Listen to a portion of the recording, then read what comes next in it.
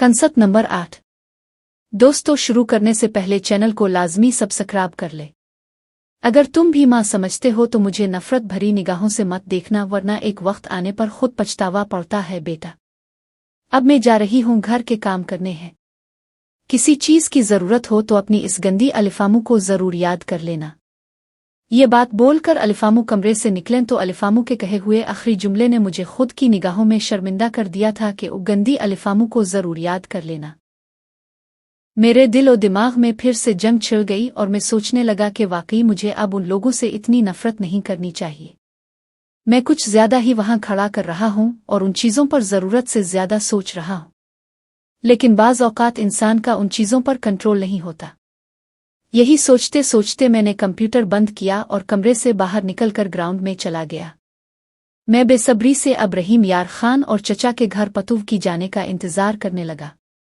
मैं शाम को अपने कमरे में लेटा कमरे की छत को तक रहा था कि अलिफामू अंदर आए और बोले, राफिया, मैंने फहद से बात कर ली है और आलिया को भी बोल दिया है। हम इस संडे को निकल लेंगे और सीट बुकिंग फहद करवा देगा और आलिया भी हफ्ते तक आ जाएगी।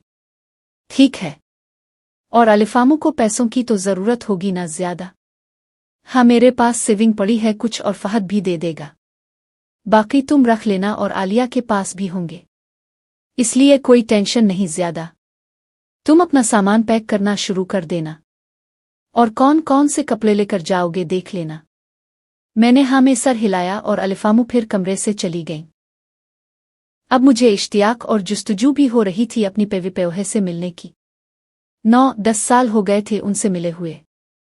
जरीना फूफो का चेहरा मुझे कुछ कुछ याद था। शहरी जिंदगी की मसरूफियात में इंसान ऐसा उलझता है कि रिश्तेदारों से भी मिलने का टाइम नहीं मिलता, इंसान मिलना ही नहीं चाहता। लेकिन गांव के लोगों में ये चीज़ ज्यादा होती है कि वो आपसी रिश्तेदारों को खूब अहमियत देते हैं और अगर रिश्तेदार उनके शहरी हों तो खूब आओ भगत करते हैं। हफ्ते का दिन आ गया और आलिया बाजी अपने हस्बैंड और बच्चों के साथ हमारे घर आ गईं। बहनोई से कुछ बातें वगैरह हुईं। मेरे बहनोई जगम के बारे में कुछ बता दूं कि वो एक यूनिवर्सिटी में लेक्चरार थे और उनकी इनकम भी अच्छी खासी थी और शाम के वक्त वो एक कोचिंग सेंटर में भी पढ़ाते थे। मेरे बहनोई जगम एक लिबरल आदमी थे। ये मुझे बाद में चलकर पता लगा और बहुत ब्रॉड माइंडेड भी थे। आलिया बाजी अपने 2 सूटकेस साथ लाई थीं जिनमें उनके और उनके बच्चों के कपड़े थे। फिर बहनोई कुछ देर बैठे और फिर जाने की इजाजत चाही और कहा कि उन्होंने सीट बुकिंग करवा दी है। अरे बेटा जगम, सीट का तो मैंने फहद को बोल दिया था कि आदिल शाह कोच में करवा देगा। बहनोई जगम, आंटी दौर का सफर है और कोच में जाने में मुश्किलात होंगी, इसलिए मैंने बिजनेस क्लास ट्रेन में सीट करवाई है, इसलिए सफर अच्छा होगा और आप लोग सो भी सकेंगे। बेटा थैंक यू।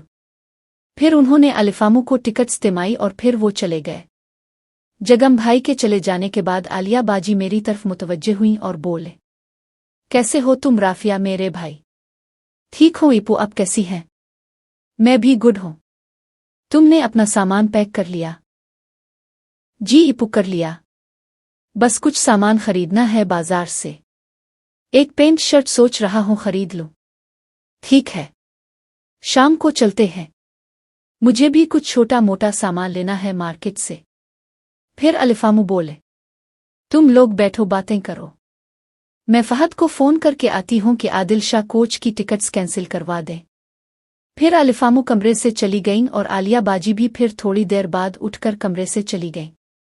शाम को मैं आलिया बाजी को बाइक पर बिठाकर मार्केट ले गया, जहां से मैंने पेंट शर्ट खरीदी और आलिया बाजी ने अपने बच्चों के लिए और अपने लिए भी कुछ छोटा मोटा सामान खरीदा।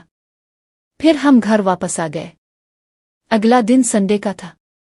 आज मैं बहुत एक्साइटेड था कि हम गांव जा रहे हैं अपनी पेवे से मिलने। हमारे आने की खबर फूफो समीना को अलिफामू पहले ही दे चुकी थी। हम सब सामान और सूटकेस पैक कर रहे थे। हमें शाम 4 बजे की ट्रेन शालीमार एक्सप्रेस से रवाना होना था। मैं अपने कमरे में अपना सामान समेटने में मगन था। इतने में दरवाज़ा खुला और जरीन अंदर आई और मुझसे कहा, भाई आप जा रहे हैं आज? हाँ जरीन, थोड़े दिन में वापस आ जाएंगे। एकदम जोर से मेरे सीने से चिपक गई। मैं सिर्फ इस वक्त ट्राउज़र और बनियान पहने हुए था। मुझे ज़रीन से इस तरह अचानक से गैर इरादी तौर पर सीने लगने की तवक्को बिल्कुल न थी। ज़रीन मेरे सीने से चुपकुत्ते हुए अपने हाथ मेरी कमर पर बांध लिए और हल्की सी आवाज़ में कहा, राफिया भाई, मुझे आपकी बहुत याद आएगी।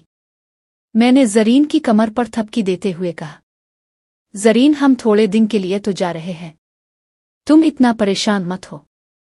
ज़रीन मुझसे बिल्कुल मिली खड़ी थी। वो थोड़ी मोटी भी थी। मुझे इसके जिस्म जैसे महसूस हुए। मुझे झुरझुरी सी हुई।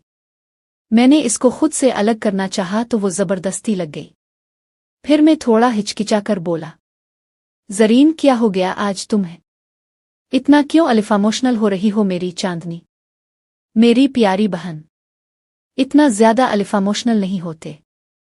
ज़रीन इसी तरह अपना सर मेरे सीने दबाए बोली, भाई, जब आप चले जाएंगे मेरा दिल नहीं लगेगा। दिल क्यों नहीं लगेगा? अब तो तुम्हारे पास मोबाइल है ना, मुझे कॉल कर लिया करना। मतलब आप नहीं करोगे कॉल मुझे? और अपनी प्यारी सिस्टर बहन को भूल ही जाओगे वहां जाकर? ज़रीन कदरे नाराज़गी से बोली। मुझे इसका ये नाराज़ होना अच्छा लगा। मैं फिर ज़रीन को थोड़ा खुद से जुदा करते हुए इसको बेड पर बिठाकर बोला, मेरी चांदनी, क्यों नहीं करूंगा? मेरी प्यारी सी बहन हो तुम तो, मेरी जान का टुकड़ा हो ज़रीन।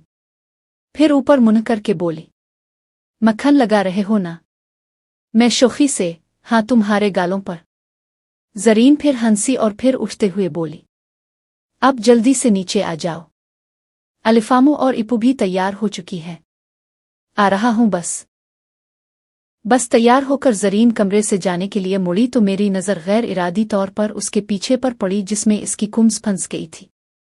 वो कमरे से बाहर निकली तो मैंने खड़े खड़े थोड़ा खुजा और फिर गुस्सा आया खुद पर कि ये क्या वाहियात बात। मैं फिर से सोचने लगा। फिर मैं जाने के लिए तैयार होने लगा। मैं तैयार होकर सामान नीचे उतारने लगा।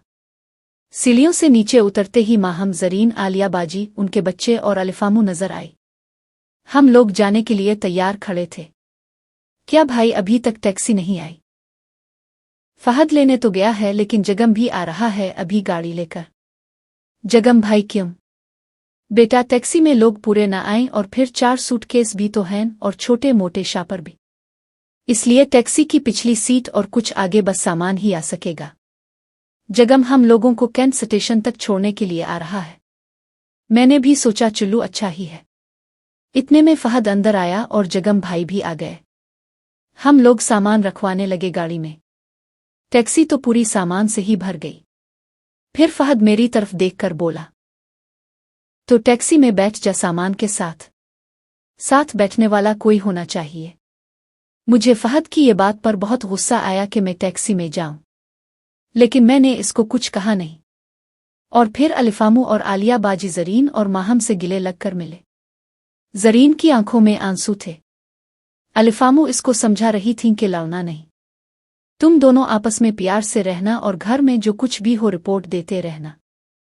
वहां जाकर मैं फ़ोन करूंगी, ठीक है ना ज़रीन मेरी बच्ची? फिर आलिया बाजी बोले, हाँ ज़रीन, और माहम प्यार से रहना, लड़ना नहीं। फिर माहम से मैं हल्का सा गिले मिला और जब ज़रीन की तरफ मुड़ा तो वो फिर से मेरे गिले से चिपक गई। ज़रीन का इतना प्यार देखकर मैं खुद भी शश ओ पंज की कैफियत में था कि क्या हो गया। फिर मैंने ज़रीन को समझाया कि कुछ दिनों में तो आ जाएंगे। इतने में फहद अंदर आया और बोला, जल्दी करो, लेट हो रहे हैं। फिर हम सब घर से निकलने लगे। मैं पीछे मुड़ मुड़ कर ज़रीन और माहम को देख रहा था।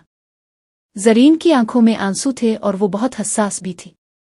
फिर मैं टैक्सी ड्राइवर के साथ आगे बैठ गया और आलिया बाजी, उनके बच्चे जगम भाई की गाड़ी में पीछे जा बैठे और अगली सीट पर फहद बैठ गया उनके साथ। फिर हमारी गाड़ी रवाना होने लगी। ज़रीन और माहम हाथ हिला हिलाकर हम लोगों को अलविदा कह रही थीं। दोस्तों, मज़ीद देखें कंसत नंबर 9 में, और उसके लिए हमारे चैनल को लाजमी सब्सक्राइब कर लें और साथ बेल आइकन को भी दबा दें।